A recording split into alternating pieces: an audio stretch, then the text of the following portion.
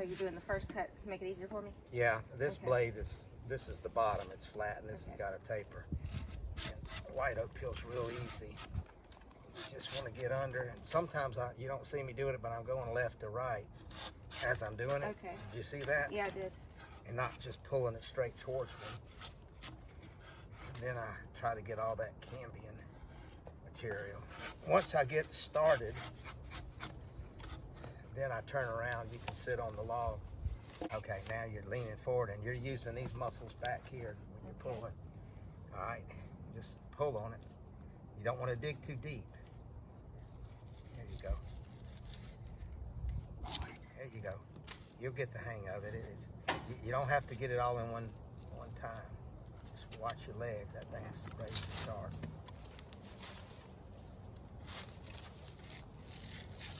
There you go. That's perfect. I gotta grip the log. Boy, this is a workout. I really don't need to go to the gym.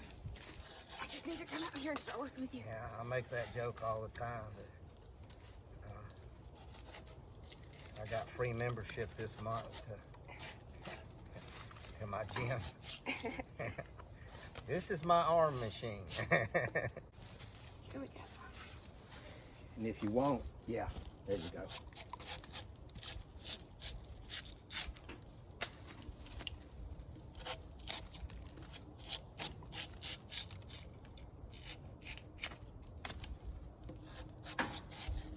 Kind of fun. Yeah. I'm gonna end up chopping my leg off though. And in the old days when they built the log cabin, they would have to strip the bark off all of the logs. They didn't build the log cabin with the bark on it. It holds bugs under the bark.